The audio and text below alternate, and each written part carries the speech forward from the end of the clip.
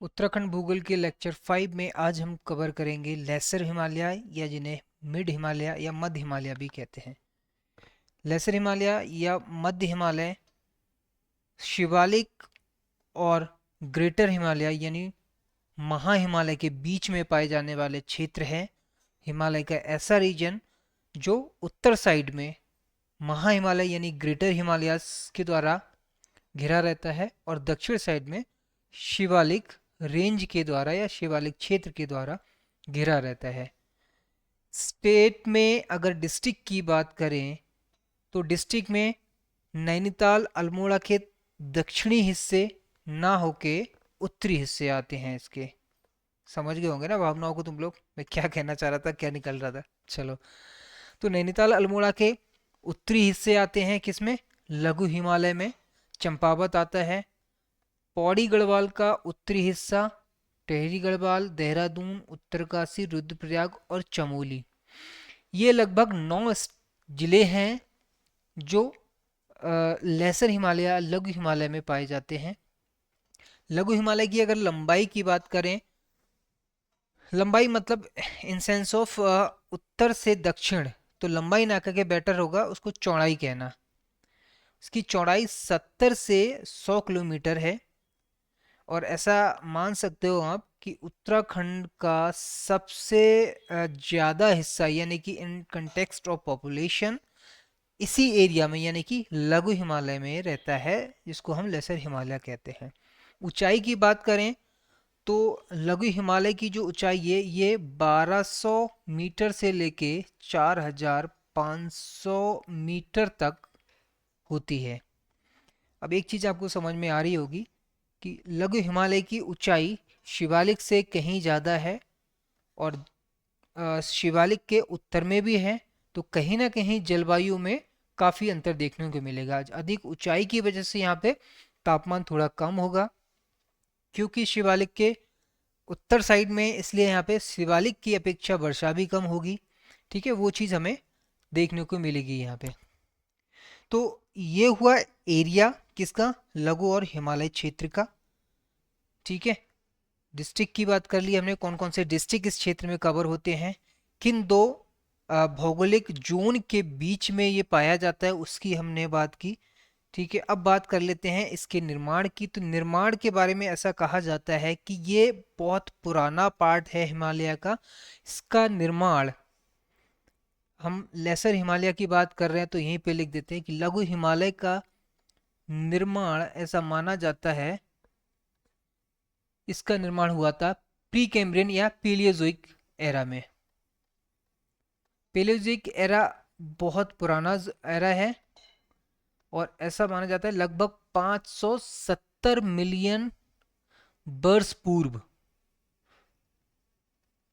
काफी पहले का हो गया, 570 मिलियन वर्ष पूर्व इसका निर्माण हुआ था। क्योंकि ये काफी पुराना है इसलिए इसमें जो खास बात है जो आपको याद रखनी है, लेसर हिमालय में जीवाश्म नहीं मिलते। जीवाश्म मतलब पेड़ पौधों के अवशेष नहीं पाए जाते। क्रॉस का मतलब नहीं पाए जाते। चट्टानों की अगर बात करें, यहाँ की चट्टाने का मतलब है यहाँ पे इसका रॉक स्ट्रक्चर कैसा है, तो रॉक स्ट्रक्चर में यहाँ पे चट्टानों में स्लेट चट्टाने पाई जाती हैं, चूना पत्थर। ठीक है, इसके अलावा नीस और ग्रेनाइट, नीस और ग्रेनाइट जैसी चट्टानों से ये बना है। साथ में कुछ अंश क्वार्ट्ज, जो सिलिका की एक फॉर्म है, क्वार्ट्ज भी पाई जाती है। तो ये हुआ इसका सेल स्ट्रक्चर। निर्माण की हमने बात कर ली। ठीक है, जीवाश्म नहीं पाया जाता है, इसकी बात कर ली। अब इसमें जो इंटरेस्टिंग चीज़ है वो ये है कि लेसर हिमालय यानी लघु हिमालय का जो दक्षिणी हिस्सा, सॉरी उत्तरी हिस्सा जो है, उत्तरी हिस्सा, इसका जो ढलान है वो मंद है थोड़ा। उत्तरी हिस्से का ढलान, इसको ऐसे लिख देता हूँ मैं यहाँ पे। हम इमेज से ही क्यों समझ रहे हैं, क्योंकि इमेज से चीज़ें थोड़ा सा आसान रहेंगी याद करने में। ठीक है, तो हम बात कर रहे हैं किसकी, इस लेसर हिमालय के उत्तरी और दक्षिणी ढलान की। तो इसका जो उत्तरी ढलान है ढलान कैसे लिखा जाता है? ढलान। ढलान मंद है।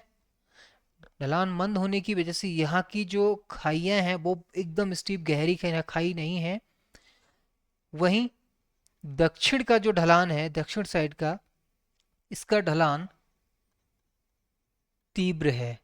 और इस ढलान तीव्र होने का एक कारण और भी है। अगर आपको याद हो, दून जब हम पढ़ रहे तो हमने कहा था कि जब क्रस्ट में कोई दरार पड़ती है तो उसमें ऊपर की जो सेलें हैं ये ऊपर उठती हैं और नीचे वाली सेलें उसके नीचे दबती जाती हैं। तो इस तरह से कुछ इस तरह से एक स्ट्रक्चर बनता है। ठीक है, तो ये हुआ घाटी वाला यानी दून वाला क्षेत्र, जहाँ पे स्टीप तीव्र ढलान होता है। और ये दक्षिण साइड में है। समझ में आ गया होगा आपको यहाँ पे तीव्र ढलान क्यों पाया जाता है, क्योंकि भ्रंश की वजह से, घाटी की वजह से। ठीक है, और इस तीव्र ढलान होने के कारण ही यहाँ पे भूस्खलन बहुत ज्यादा होता है, जो दून घाटी में आपदाओं का कारण बनता है। दक्षिण की बात करें तो दक्षिण में ढलान इसका कम होता है, मंद होता है, इसलिए यहाँ पे घने जंगल पाए जाते हैं। घने जंगल। ठीक है, तो याद रखना है कि इसका जो उत्तरी ढलान है वो मंद है और उस पर डेंस फॉरेस्ट पाए जाते हैं, लेकिन दक्षिणी ढलान तीव्र है, जिसकी वजह से यहाँ पे भूस्खलन की घटनाएं अधिक होती हैं। इसके साथ साथ यहाँ पे कई सारी नदियों का भी उद्गम स्थल है। कुछ नदियां आप जानते होंगे अच्छे से, जैसे पूर्व रामगंगा, लेसर हिमालय से जो नदियां निकलती हैं। एग्जैक्ट लोकेशन तो यहाँ पे बता पाना मुश्किल है, जब नदियां पढ़ेंगे हम तब बात करेंगे, लेकिन याद करने के लिए मैं ऐसे रफली ड्रॉ कर देता हूँ। इसमें पहला दे रखा है पश्चिमी रामगंगा, पश्चिमी रामगंगा, नयार, और एक दो और थी, क्या नाम था? नयार, हाँ, लदिया और मंडल जैसा कुछ नाम था। एक और बहुत फेमस नाम है सरयू। सरयू, जो बाद में शारदा बनती है।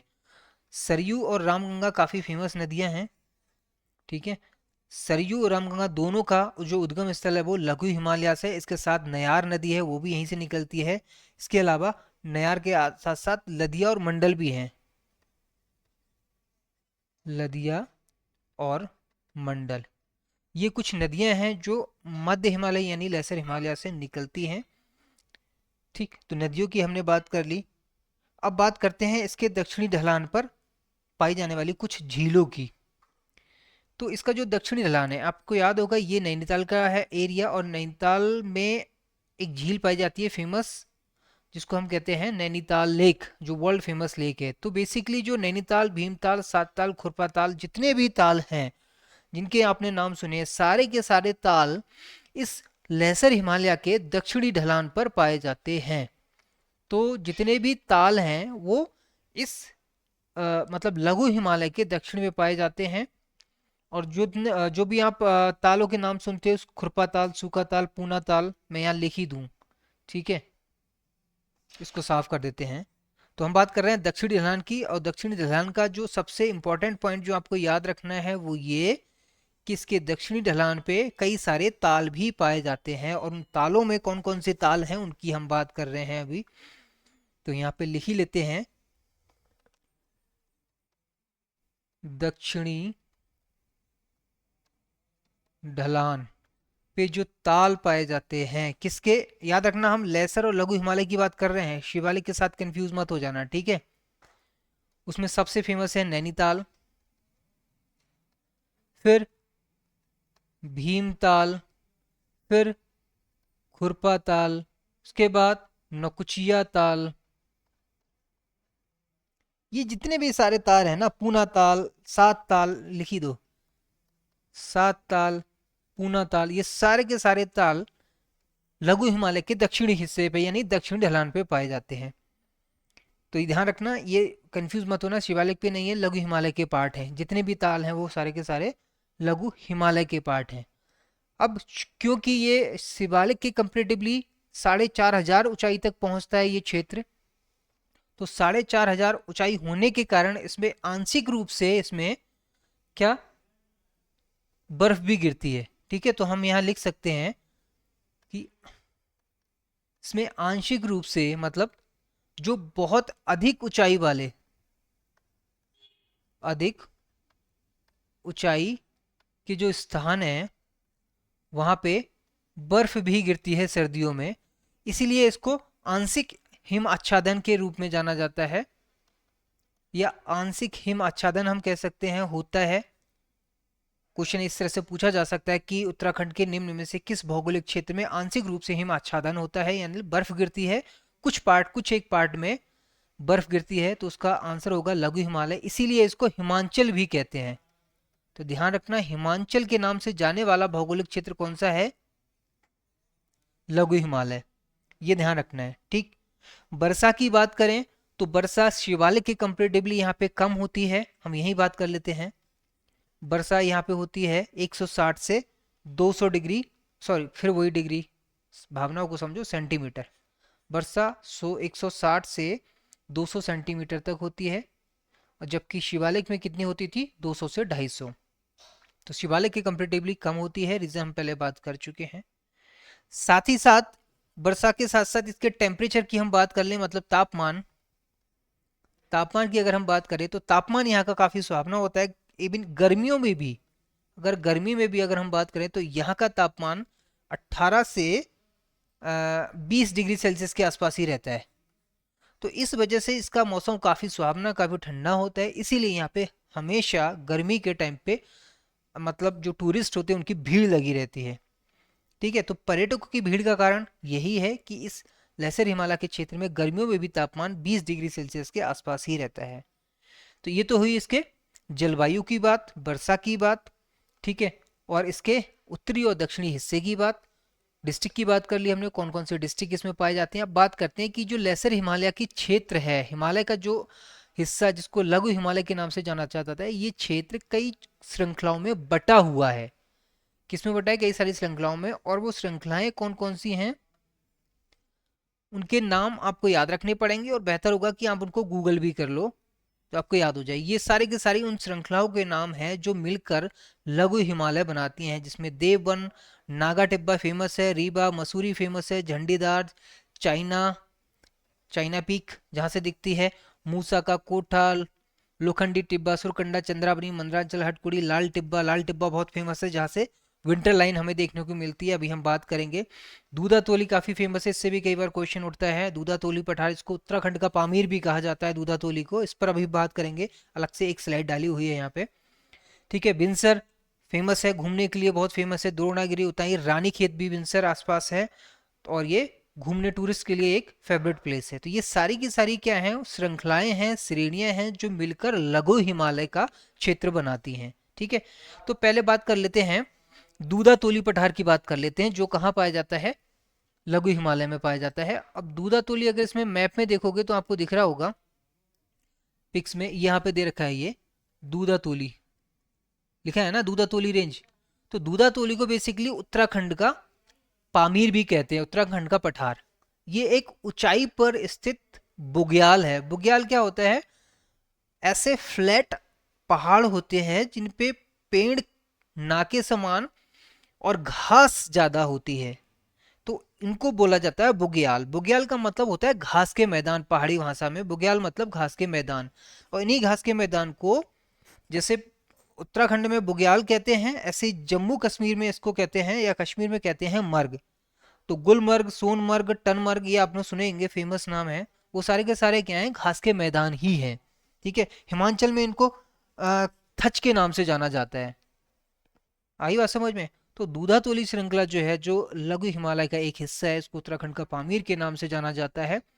लघु हिमालय क्षेत्र के अंतर्गत आता है। इसकी जो ऊंचाई है 2000 से 2400 मीटर की ऊंचाई पर स्थित है ये। अगर आप यहाँ खड़े हो, इसका मतलब आप 2400 मीटर की ऊंचाई पे खड़े हो। ठीक है, ये 3 जिलों में फैला है, चमोली, पौड़ी, अल्मोड़ा। इसका अधिकांश भाग लगभग 60% पौड़ी में है। पौड़ी मतलब पौड़ी गढ़वाल। ठीक है, 60% किसमें है? पौड़ी गढ़वाल में है।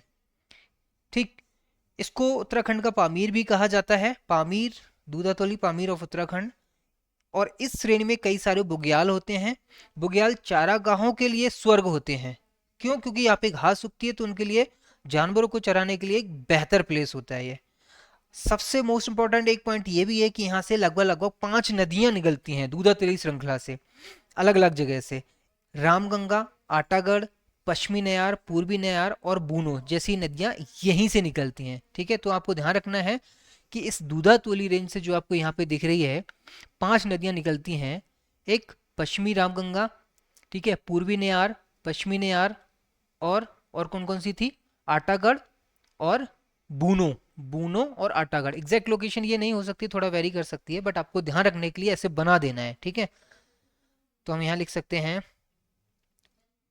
पूर्वी नयार, पश्चिमी नयार, बूनो, आटागढ़ और पश्चिमी रामगंगा। ठीक, इससे 5 नदियां दूधातल से निकलती हैं। दूधातोली की एक विशेषता और भी है, यहाँ पे एक जगह है जिसका नाम है, क्या नाम था, थडिया बाड़ था, क्या नाम था, उन्हें कोदिया बागड़, हाँ, नाम थोड़े से अलग, जगह है कोदिया बागड़, कोदिया बागड़। इस कोदिया बागड़ स्थान में वीर, नाम सुना होगा, बहुत फेमस स्वतंत्रता सेनानी थे, वीर वीर सिंह, या पूरा नाम लिखो इनका इज्जत के साथ, वीर चंद्र सिंह गढ़वाली, नाम सुना होगा सबने, वीर चंद्र सिंह गढ़वाली। ये इनका फेवरेट, वीर चंद्र सिंह गढ़वाली जी का कोदिया, ये जो दूधातोली है उनका एक प्रमुख और उनका सबसे पसंदीदा स्थान था।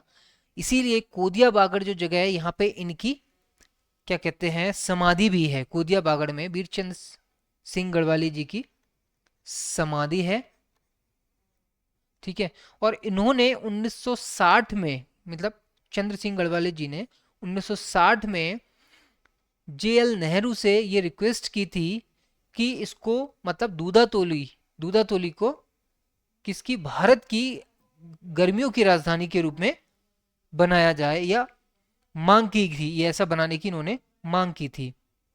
ठीक है, तो ये 2-3 पॉइंट हैं दूधातोली के जो आपको याद रखने हैं कि वीर चंद्र सिंह गढ़वाली का सीधा रिलेशन दूधातोली से है, जिनकी समाधि कोदिया बागड़ में है। 1960 में इन्होंने प्रार्थना की थी जेएल नेहरू से कि दूधातोली को यहाँ की भारत की ग्रीष्मकालीन राजधानी बनाने की मांग की थी, या उनको बनाया जाए ऐसा उन्होंने बोला था। ठीक, तो ये था दूधातोली के बारे में। अब हम आते हैं लाल टिब्बा। लाल टिब्बा फेमस जगह है, और फेमस क्यों है उसकी वजह है वहाँ से दिखने वाली मसूरी में विंटर लाइन घटना।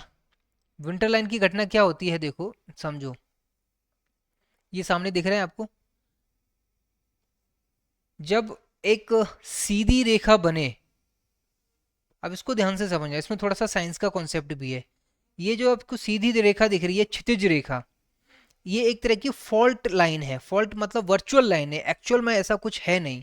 ठीक है, और इस घटना के कारण यहाँ पे क्या कहेंगे इसको, हाँ, विंटर लाइन ही कहेंगे, और क्या कहेंगे। आखिर कहाँ से शुरू करूँ, कहाँ से शुरू करूँ मैं, चलो साइंस से स्टार्ट करते हैं। हम पहले इसमें साइंस का पहलू समझते हैं, विंटर लाइन होती क्या है। विंटर लाइन क्या होता है, देखो समझो ध्यान से, मसूरी के नीचे देहरादून है, ठीक है, और दून में जो गर्म हवाएं होती हैं, दून में गर्म हवाएं, दून की गर्म हवाएं जब ऊपर उठती हैं, तब ये मसूरी की ठंडी हवाओं से, या मसूरी की ठंडी हवाओं के संपर्क में आती हैं। मतलब साफ है कि देहरादून की गर्म हवाएं जब मसूरी की ठंडी हवाओं के संपर्क में आती हैं, तो यहाँ पे एक लेयर बनती है और एक रेखा बन जाती है। ठीक है, और ये रेखा हमें कब दिखती है, जब सूरज की किरणें इस रेखा पर पड़ती हैं, और उस रेखा में उपस्थित धूल के कणों के कारण जब वहाँ की सूरज की लाइट रिफ्रैक्ट होती है, रिफ्रैक्ट होने के कारण यहाँ पे एक सीधी रेखा दिखने लगती है, और रेड कलर हमें अपीयर दिखता है। ऐसा लगता है कि यहाँ पे बेसिकली एक क्षितिज लाइन बन गई है। ठीक है, तो इस परिघटना को, इस घटना को कहते हैं हम विंटरलाइन फिनोमिना। ये अक्टूबर से फरवरी में देखने को मिलती है और आसानी से देखने को मिलती है, सुबह और शाम दोनों टाइम होती है। लाल टिब्बा से ये बहुत ही स्पष्ट रूप से दिखती है। ठीक है, तो ये है विंटर लाइन। एक होती है ट्रू लाइन। ये ट्रू लाइन, ये फॉल्स लाइन है, फॉल्स हॉरिजॉन है। हॉरिजॉन क्या होता है, जैसे इसको ऐसे समझो, मैंने एक डायग्राम और डाला हुआ है, इससे समझ में आएगा। मानो ये आप खड़े हो पृथ्वी के सरफेस पे, ठीक है, और यहां से आप देख रहे हो, तो आपको इस जगह आपको क्या दिखेगा कि धरती की जो सतह है वो स्काई से अलग हो रही है। तो ऐसी जगह जहां आपको लगे कि स्काई और जो पिंड है, सेलेशियल पिंड या अर्थ जो है वो अलग हो रही है स्काई से, उस लाइन को हम कहते हैं हॉरिजॉन, और यही कहलाती है ट्रू हॉरिजॉन। अब इसके जैसी कह सकते हैं हम, मतलब ऐसी जो घटना है ये लगभग लगभग किससे मिलती जुलती है, इस परिघटना से, विंटर लाइन में। विंटर लाइन में भी हमें कुछ ऐसा ही प्रतीत होता है, जो कि वास्तव में ऐसा है नहीं। ठीक है, ये वेदर फिनोमिना है, ये यहाँ पे ये जो चीज हो रही है ये हो रही है वेदर के कारण। ठीक, और ये जो विंटर लाइन फिनोमिना है ये कुछ ही जगह से दिखता है, जैसे मसूरी से दिखता है, कुछ एक जगह है मिजोरम, वहां से दिखता है, उसके बाद ये स्विट्जरलैंड में दिखता है अक्सर। ठीक है, इसीलिए इसका इंपॉर्टेंस है कि ये घटना हर जगह से नहीं दिखती है। तो हम बात कर रहे थे हॉरिजॉन की। हॉरिजॉन का मतलब समझ में आ गया कि अगर आप पृथ्वी के सरफेस पे खड़े होकर आप देखते हो, तो आपको जिस जगह आपको ऐसा दिखने लग जाए कि स्काई पृथ्वी से अलग हो रहा है, उसको बोलते हैं ट्रू हॉरिजॉन। ठीक, और इसीलिए बोला जाता है कि एक जो व्यक्ति लगभग 6 से 7 फीट लंबा है, ठीक है, इस व्यक्ति का जो नॉर्मल विजन होता है वो लगभग 5 किलोमीटर तक देख सकता है, या 4.7 कहीं कहीं मिलेगा आपको। ठीक, तो 4 अगर ये बंदा यहाँ खड़ा है तो ये लगभग यहाँ पे 5 किलोमीटर दूर तक ये इसका, यहाँ तक इसका हॉरिजॉन बन सकता है। ठीक है, पृथ्वी के सापेक्ष में हम देखेंगे, पृथ्वी का सतह यहाँ पे गोल है तो इसका हॉरिजॉन यहाँ पे होगा। लेकिन इसी बंदे को अगर हम ऊपर उठा दें, ऊपर उठा दें मतलब किसी पहाड़ से देखें, तो यही 5 किलोमीटर से बढ़ के क्या हो जाएगा, लगभग 30 किलोमीटर के आसपास हो जाएगा। मतलब साफ है कि जो हॉरिजॉन की डिस्टेंस है, ये डिस्टेंस डिपेंड करती है कि बंदा पृथ्वी के सरफेस से कितना ऊपर है। ठीक है, तो ये था कुछ बेसिक सा कॉन्सेप्ट विंटर लाइन का, अगर आपके समझ में आया हो तो। नहीं आया है तो क्या ही कर सकते हैं, अलग से लेक्चर ले सकते हैं बस। तो हमने बात की यहाँ पे विंटर लाइन फेनोमेना की, दूधातोली की बात की। अब जो बचता है वो बचता है इसका वेजिटेशन, कि इसमें किस तरह का वेजिटेशन पाया जाता है, किसमें, लघु हिमालय श्रेणी में। इसमें जो पेड़ पाए जाते हैं, बांज के पेड़ पाए जाते हैं, देखे होंगे आप लोगों ने, जिसके जो पत्ते होते हैं उन पर थोड़ा सा सिल्वर कलर की लेयरिंग होती है, उनको बोलते हैं बांज। ठीक है, हरा सोना कहा जाता है उत्तराखंड का, बांज को उत्तराखंड का हरा सोना कहा जाता है, ध्यान रखना। ठीक, फिर चीड़ के पेड़ बहुत कॉमन है, अक्सर आपको देखने मिल जाएंगे, जैसे ही आप पहाड़ों में घूमने जाते हो तो यहाँ की जो वनस्पति है, चीड़ हो गया। फिर देवदार आता है, देवदार के पेड़ आपको दिखेंगे, ठीक है, कोन शेप में होते हैं, काफी लंबे लंबे बड़े बड़े पेड़ होते हैं, एकदम सीधे जाते हैं। ठीक, इसके बाद फर के पेड़ मिलेंगे। फर के पेड़ हल्के फुल्के चीड़ से मिलते जुलते हैं, लेकिन इनकी पत्तियां और उनका जो विन्यास है वो बिल्कुल अलग होता है, इसलिए आपको क्लियरली समझ में आ जाएगा। और एक चीज और होती है कि इसका जो तना होता है, मेन ट्रंक जो होता है फर का, वो लगभग सिल्वर कलर जैसा होता है। ठीक है, पत्तियां और उसका तना अलग होता है। इसके बाद सारो, ये तो पेड़ बहुत फेमस है, आपने देखे होंगे अक्सर, जो एकदम क्या होते हैं, शंकु के आकार के होते हैं, और ये खासकर ऊंचाई वाले स्थानों में पाए जाते हैं जहाँ पे बर्फ बहुत ज़्यादा गिरती है, और इसी कारण इनका एवोल्यूशन की वजह से इनका स्ट्रक्चर कैसा हुआ है, नुकीला हुआ है, ताकि बर्फ इन पर ना रुके और पौधों को कम से कम नुकसान हो। तो ये वनस्पति है, वन है, और ये सारे के सारे जिस कैटेगरी में आते हैं जलवायु की, उसको कहते हैं हम शीतोष्ण उष्णकटिबंधीय सदाबहार वन। इन शॉर्ट हम क्या कहते हैं इनको, शीतोष्ण कटिबंधीय सदाबहार वन। सदाबहार वन, सदाबहार मतलब पत्तियां नहीं गिराते हैं, हमेशा ये हरे भरे रहते हैं, इसलिए सदाबहार होगा। शीतोष्ण को इंग्लिश में कहते हैं टेम्परेट। और हमने लेक्चर 1 में ही, शायद 1 या 2 में हमने बात की थी टेम्परेट कौन सा रीजन होता है, अगर आपको याद हो तो। फिर भी अगर फटाफट हम बताते तो ये भूमध्य रेखा, पृथ्वी की भूमध्य रेखा से 23.5 डिग्री क्या होता है, 23.5 डिग्री तक पाया जाता है ये ट्रॉपिकल, और 23.5 डिग्री से 35 तक, 35 डिग्री तक, ये बीच का जो एरिया है इसको बोलते हैं टेम्परेट। ठीक है, तो लघु हिमालय इस टेम्परेट रीजन में आता है, इस वाले रीजन में। बात क्लियर हो गई? ठीक है, तो लघु हिमालय में किस तरह की वनस्पति पाई जाती है? शीतोष्ण कटिबंधीय वनस्पति पाई जाती है, इसको याद रखना है, भूलना नहीं है। ठीक है, बुग्याल और घास के मैदान पाए जाते हैं, समझ में आ जाना चाहिए, ये मिस नहीं करना है। बुग्याल का एक खूबसूरत नज़ारा आपको दिखाते हैं, दिख रहे हैं यहाँ पे, ये जो खूबसूरत फोटो दिख रही है ना आपको, ये बुग्याल है, मतलब घास के मैदान है जो उत्तराखंड में पाए जाते हैं। ठीक, ये हो गया, पिथौरागढ़ में खूब सारे हैं। ठीक है, ऐसे दूधातोली भी एक में भी मिल जाएंगे, रानीखेत में भी मिल जाएंगे, बिनसर में भी आपको मिल जाएंगे। ठीक है, सारे के सारे क्या है, बुग्याल हैं, जहाँ पे ये भेड़ें चढ़ रही हैं, चढ़ भी रही हैं और चर भी रही हैं। ठीक, अब बात करते हैं खेती की। तो खेती समतल तो है नहीं, पहाड़ है, तो पहाड़ पे तो क्या होता है, सीढ़ीदार खेती होती है, इसको बोलते हैं क्या, सीढ़ीदार खेतियां। ठीक है, तो अगर इस पहाड़ के पास में कोई नदी है, मतलब अगर खेती नदी की घाटी में हो रही है, तो वहां पे धान, गेहूं, मक्का, मक्का और ज्वार, ये इस तरह की खेती होती है। धान, मक्का, ज्वार की खेती होती है कहाँ? इसको थोड़ा ढंग से ना लिख दें, कितने आलसी हो गए यार तुम लोग। चलो, हम बात कर रहे हैं यहाँ पे खेती की। ठीक, तो खेती खेती अगर घाटी में हो रही है, तो घाटी में खेती किस, घाटी मतलब नदी के आसपास हो रही है, तो वहां पे धान, गेहूं और ज्वार, और इसके अलावा मक्का। मक्का के लिए अल्मोड़ा फेमस है, अल्मोड़ा। और जो ज्वार है, ज्वार, ज्वार में एक चुआ ज्वार होती है, चुआ ज्वार, चुआ ज्वार ये अलकनंदा की घाटी में खूब होती है, अलकनंदा की घाटी में चुआ ज्वार होती है। और अल्मोड़ा किसके लिए फेमस है? अल्मोड़ा फेमस है मक्का के लिए। ठीक है, और चुआ ज्वार के लिए क्या फेमस है? अलकनंदा घाटी। तो ये तो हुई खेती की बात। और अगर वहीं यही अगर ये तो हो रही घाटी में, अगर यही खेती झील के किनारे हो, तो झील के किनारे सब्जियां वगैरह ज़्यादा उगाई जाती हैं।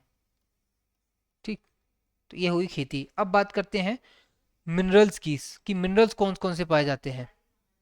तो मिनरल्स में आपको आसानी से समझ आए इसके लिए मैंने कुछ पिक्चर्स इकट्ठी की हैं, जो आपके सामने हैं, ये हैं। ठीक है, ये पहले लेक्चर की स्लाइड है, पहले इसको ख़त्म कर दें। तो ये जो मिनरल्स आपको सामने दिख रहे हैं, ये है मैग्नेसाइट। मैग्नेसाइट को साइंस की भाषा में कहते हैं MgCO3, यानी मैग्नीशियम कार्बोनेट है, CO3 है ये, MgCO3, ये मैग्नीशियम कार्बोनेट है।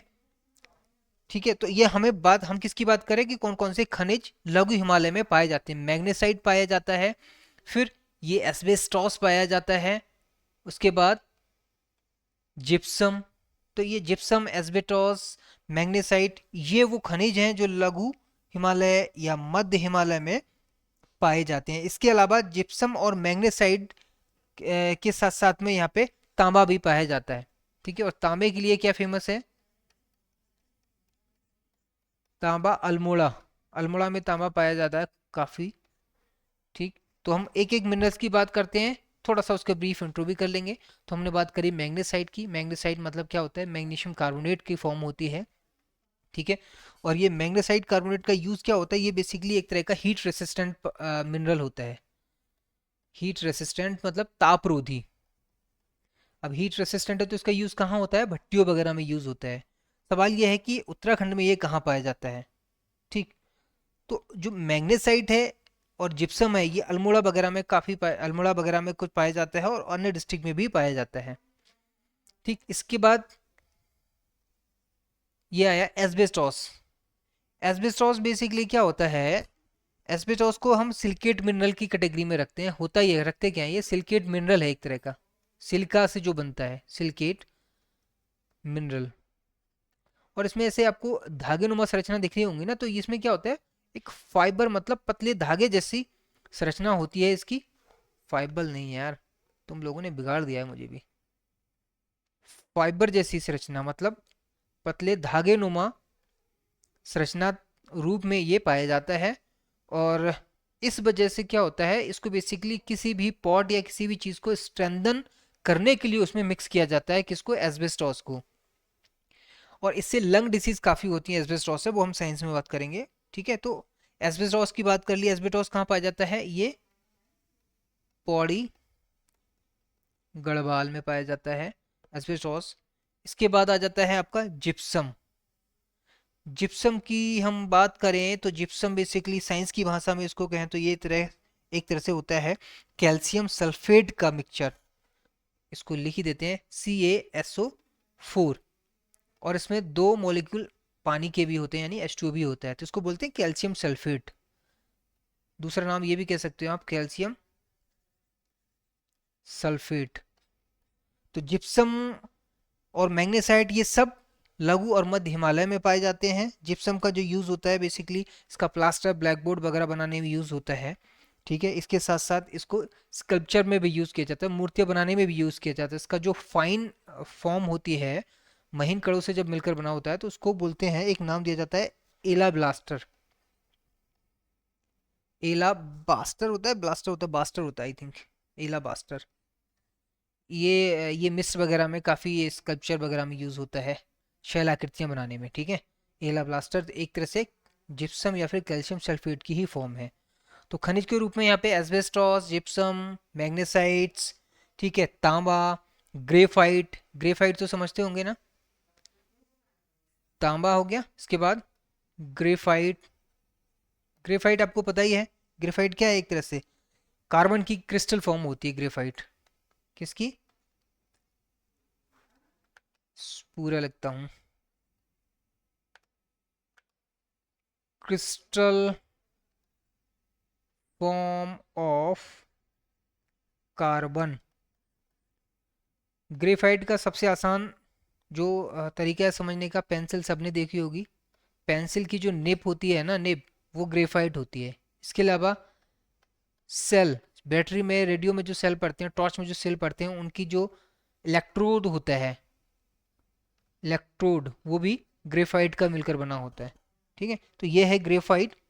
उसका यूज़ भी यही है, इलेक्ट्रोड बनाने में, पेंसिल बनाने में, या फिर लुब्रिकेंट्स बनाने में भी होता है, क्योंकि ये हीट को ट्रांसफ़र कर देता है एक तरह से।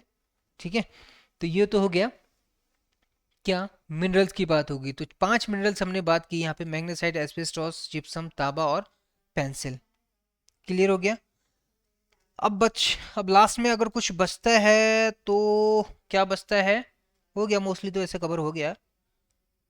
बाकी फलों में अगर हम देखें तो सेब, नाशपाती, अखरोट वगैरह होते हैं इस एरिया में।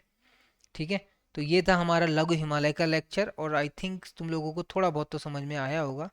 थोड़ा बहुत बचा है तो उसको दोबारा देख लेना, और कहीं डाउट है तो भैया कमेंट कर दो, उस पर अलग से एक लेक्चर बना लेंगे, फिर उस चीज़ को समझ लेंगे। ठीक है, फिलहाल के लिए लघु और मध्य हिमालय में इतना ही। मुलाकात करते हैं इससे पूछे गए प्रश्न को डिस्कस करने में।